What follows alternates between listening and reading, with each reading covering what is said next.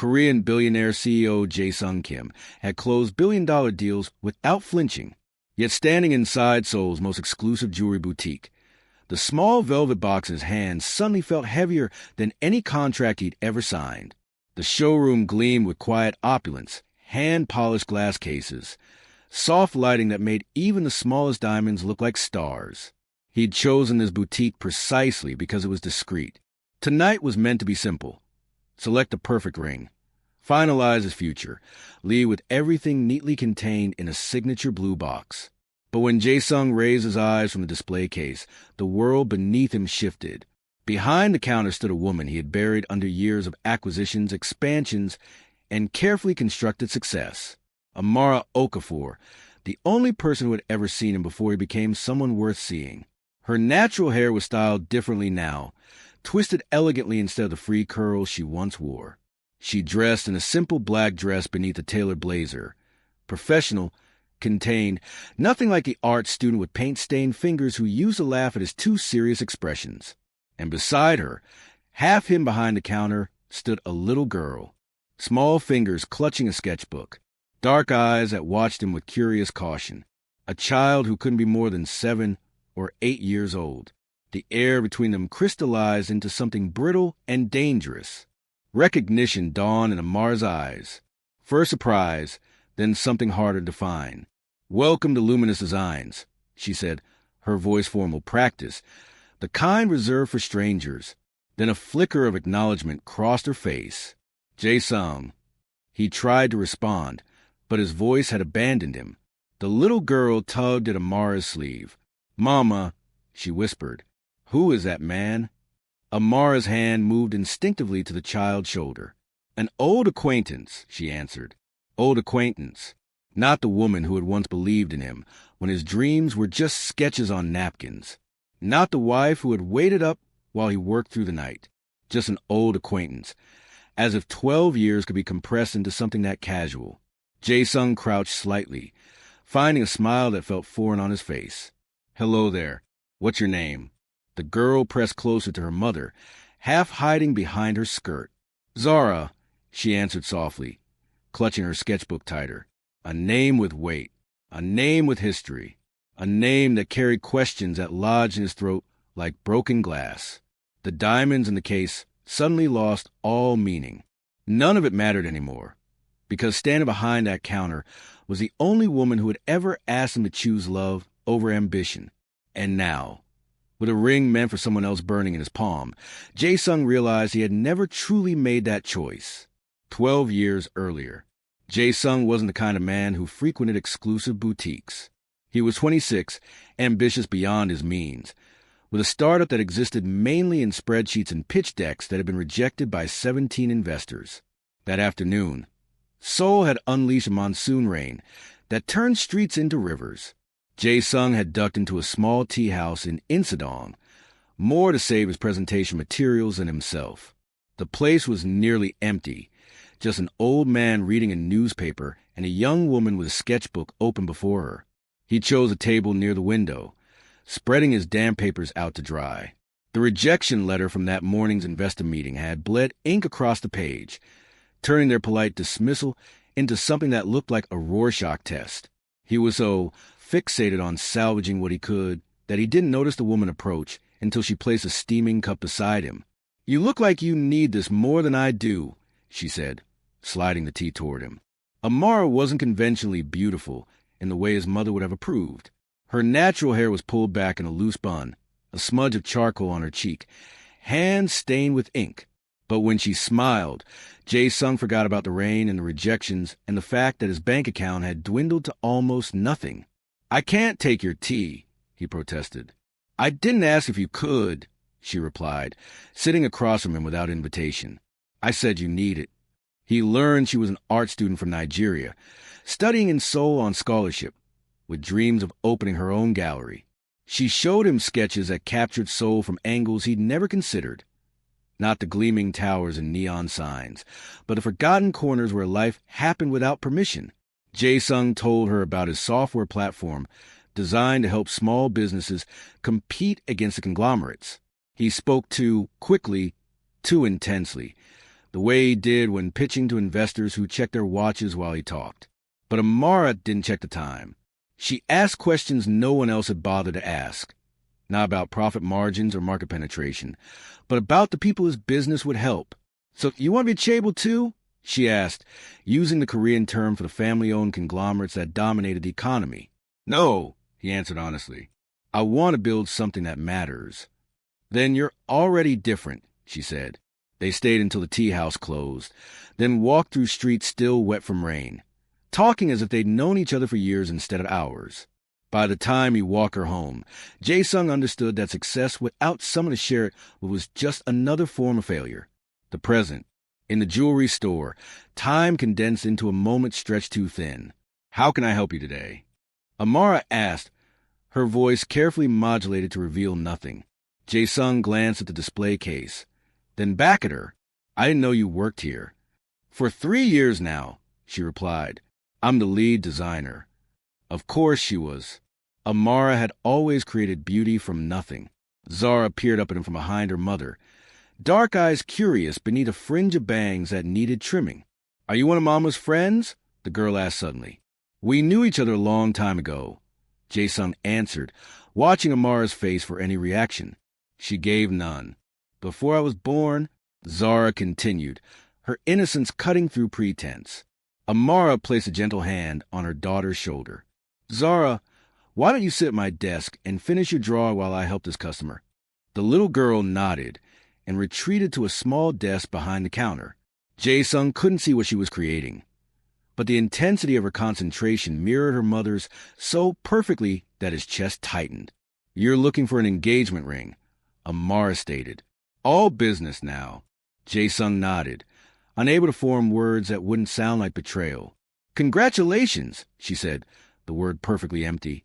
"Do you have a particular style in mind?" He wanted to ask about the child, about the years that had passed, about whether she ever thought of him when the city lights reflected on the Han River. Instead, he pointed at a platinum band with a solitary diamond. "Something like that," he said. Amara reached for the keys at her waist, unlocking the case with practiced efficiency. Nothing in her movements suggested this was anything but a routine transaction. Their wedding had been small, against his parents' wishes. His father had barely spoken to him for months after he announced his engagement to an African art student with no family connections in Korea. "She will hold you back," his mother had warned. This is not how successful men build their futures. But Jae-Sung had been certain they were wrong. In their small apartment in Mapo-gu, with Amara's canvases stacked against the walls and his computer equipment crowding the dining table, he felt more alive than he ever had in his parents' perfectly appointed Gangnam apartment. They were happy in a way only people who don't know what's coming can be happy. Completely, foolishly, blindly. For 2 years, they built their dreams alongside each other. Amara took a job teaching art to children, while trying to sell her paintings on weekends. Jae-Sung worked 18-hour days refining his business plan, meeting anyone who might listen. Then came the breakthrough. A venture capital firm finally saw what 17 others had missed. Jae-Sung came home that night with a bottle of champagne they couldn't afford, lifting Amara into his arms and spinning her around their cramped kitchen. "This is just the beginning," he promised. "Everything changes now." He didn't realize how prophetic those words would become. Success, when it finally arrived, didn't come gradually. It crashed through their lives like a wave that had been building far offshore. Jae-Sung's platform caught the attention of small business owners, then industry publications, then larger investors. His days stretched longer. Breakfast meetings, lunch presentations, dinner negotiations. He started coming home after Amara was already asleep, leaving before she woke. "Will you be home for dinner?" she would ask. "I'll try," he would answer, both of them knowing it wasn't really an answer at all. The Korean business world operated by its own rules. After-work gatherings were mandatory, not optional. Hierarchy was absolute. Sacrifice was expected. Amara watched this transformation silently at first. She rearranged her schedule to match his unpredictable hours. She attended company functions where wives were expected to be decorative and undemanding. She stopped mentioning her own dreams of opening a gallery. He told himself it was temporary, just until the next funding round, just until they went public, just until he could provide the life she deserved. The third year of their marriage marked the beginning of the end.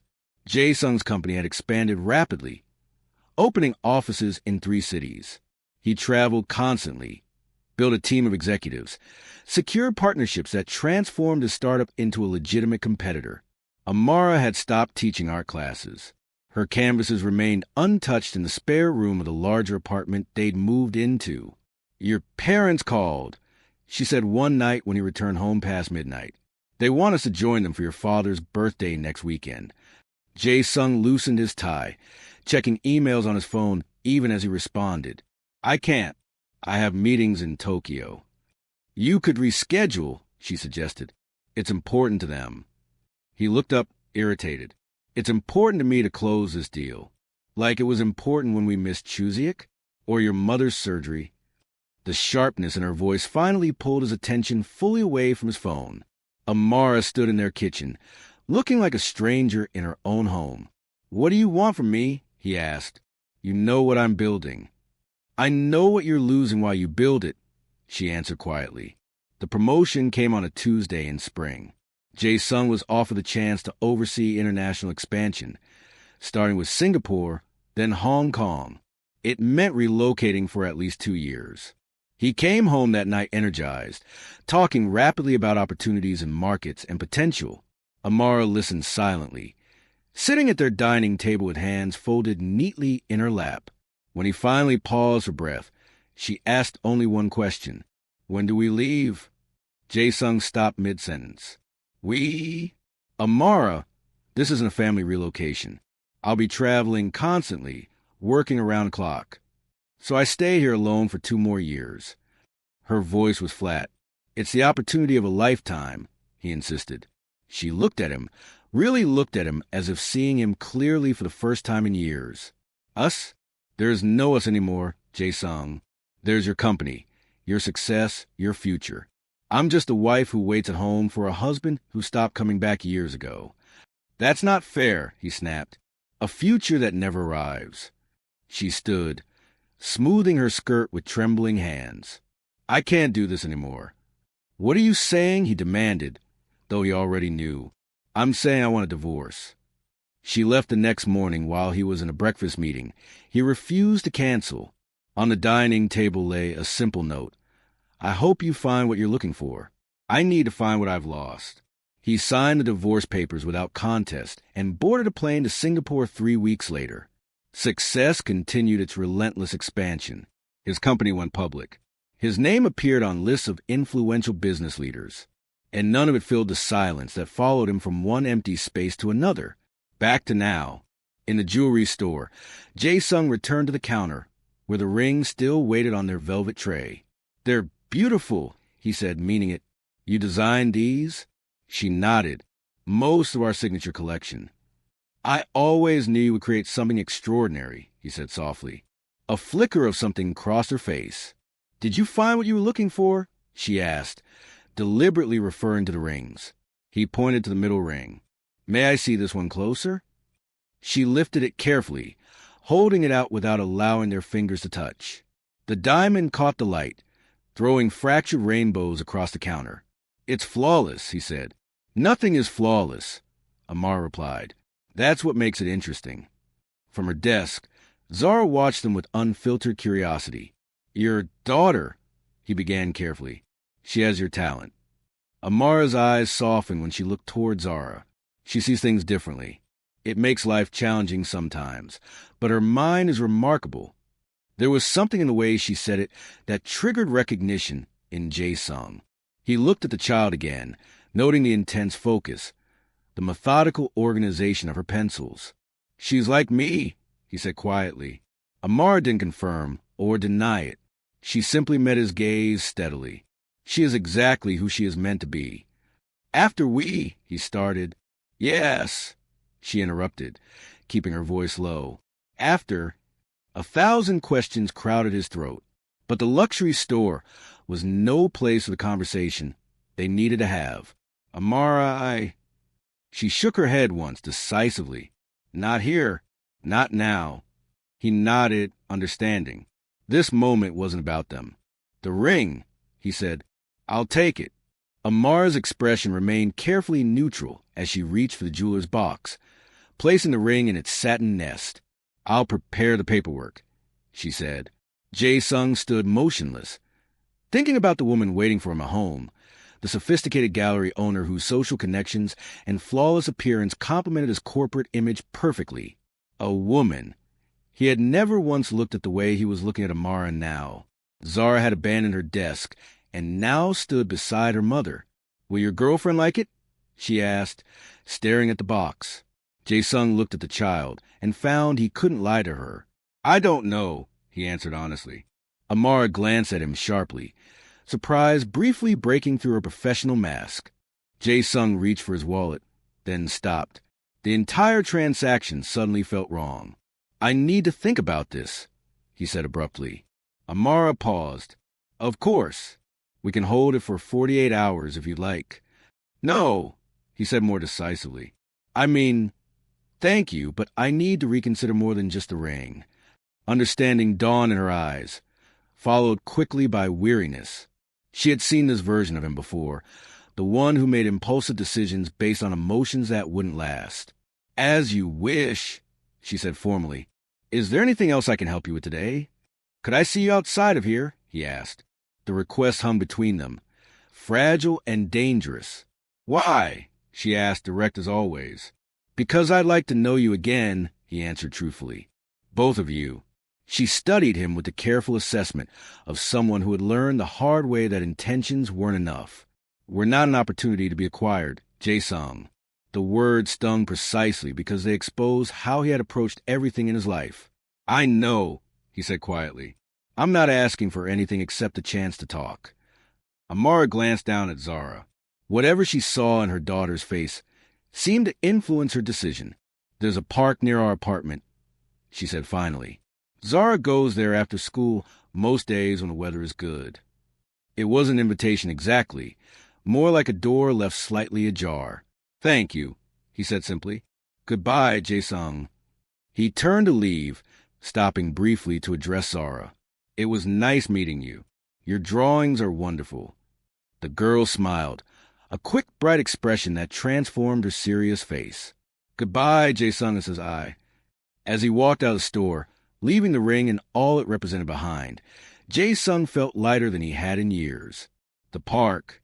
The rain had cleared by the following Wednesday when Jae-Sung found himself sitting on a bench in a neighborhood park he would never have visited in his normal life. He had canceled 3 meetings to be there. His phone buzzed constantly until he finally turned it off completely, an act that felt both terrifying and strangely liberating. When Amara appeared at the park entrance with Zara beside her, Jae-Sung's heart contracted painfully. Zara spotted him first, tugging at her mother's hand and pointing. Amara nodded, and the girl ran toward the playground while her mother approached his bench. "You came," she said, neither pleased nor displeased. "I said I would," he replied. She sat beside him, leaving careful space between them. That didn't always mean much before. He accepted the observation without defense. "I know." They watched Zara join a group of children at the climbing structure. "She's mine, isn't she?" Jae-Sung asked quietly. Amara kept her eyes on the playground. "Biologically, yes." "Why didn't you tell me?" Now she turned to look at him directly. "By the time I knew, you were in Singapore building your empire. The divorce was final. You had made your choices very clear." "I had a right to know," he said, hurt evident in his voice. "Yes," she agreed. "You did. I was angry and hurt and afraid. I made a decision I thought was best for her." "And now?" he asked. Amara sighed. "Now I don't know. She has a good life. It hasn't been easy, but we're stable. She's happy. Without me," he added. "You can't miss what you never knew," she said gently. The truth cut deeper than accusation would have. "What have you told her about her father?" he asked. "That he lives far away. That sometimes grown-ups make difficult choices." Amara paused. "I never told her you didn't want her, if that's what you're asking." "I would have wanted her," he said fiercely.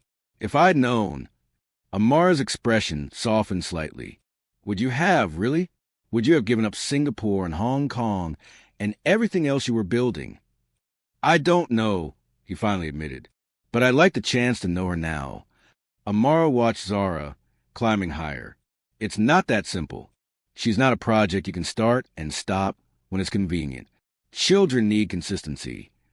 I'm not the same person I was. Amara gave him a look that saw through pretense. Aren't you? You came to that jewelry store to buy a ring for another woman. Your life is still board meetings and business deals. What's really changed, Jae-Sung? He had no ready answer. Instead, he asked, what happened after I left? Amara's posture shifted. Reality happened. I was pregnant, alone, and suddenly without the financial security I'd grown accustomed to. The settlement wasn't as generous as you thought. After lawyer fees, taxes, medical bills, it didn't last as long as I needed. Shame washed over him. I'm not telling you this for an apology, she said. I'm telling you because you should understand what our life has been like before you decide you want to be part of it. She told him then how she'd moved to a small apartment, how she'd taken commissions for commercial art that paid the bills but felt nothing like the work she'd once dreamed of creating, how she discovered Zara's developmental differences early and fought for proper assessment and support. She's brilliant, Amara said. She sees patterns everywhere. Numbers make perfect sense to her in a way people sometimes don't. But that makes school difficult sometimes. Jae-Sung recognized himself in the description. And the jewelry design? He asked. A small smile touched Amara's lips. A lucky break. I was doing commercial illustrations for their catalog when the design director saw some of my personal sketches. You always created beautiful things, he said softly. It's stable work, good benefits, flexible enough that I can be there when Zara needs me. What about the gallery? Your paintings? Some dreams get deferred, she said simply. Others get replaced by better ones. She looked toward Zara. She's the masterpiece I never expected to create. Everything else is secondary now. Jae-Sung felt something shift inside him, a reordering of priorities so fundamental it left him disoriented. I want to know her, he said quietly, not to disrupt your lives. Just to know her. Amara studied him. Slowly, she said finally, on her terms, not yours. And if at any point it becomes too much, we step back. Agreed, he said immediately. I mean it, Jae-Sung. Her well-being comes first. Always. I understand. Amara called to Zara, waving her over. The girl approached cautiously. Zara, Amara said gently, Jae-Sung would like to join us for ice cream. Would that be okay with you? The child considered this seriously. Do you like chocolate? She asked finally. It's my favorite, he answered truthfully. She nodded. Okay, but I get to choose a shop. It was such a small beginning. Ice cream with a child who didn't know he was her father, supervised by a woman who had every reason to distrust him. Yet as they walked together toward the park exit, Jae-Sung felt something he hadn't experienced in years. Possibility. His phone remained off in his pocket. For once, whatever crisis demanded his attention could wait. Ice cream. The ice cream shop was small, family-owned, with worn booths and handwritten menu boards.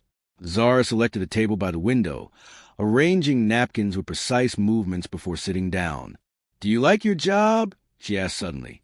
Most days, he answered honestly. She considered this, head tilted slightly. Mama says work should make you happy at least sometimes, or else it's just work. Jae-Sung glanced at Amara, who was paying for their order at the counter. Your mother is very wise.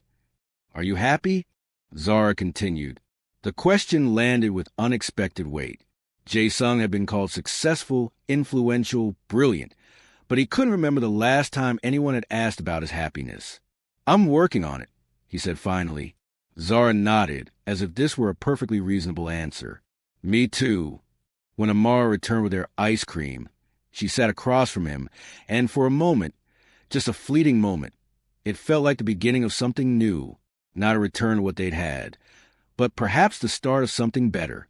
Something built not on youthful idealism or blind ambition, but on hard-won wisdom and the understanding that some things, some people, are worth more than any empire.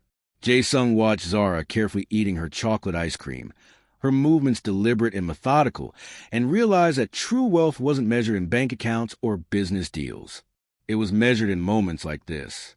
Small, imperfect, and absolutely priceless. Sometimes life gives us a second chance to redefine what truly matters. True wealth isn't measured in bank accounts, but in the hearts we touch along the way.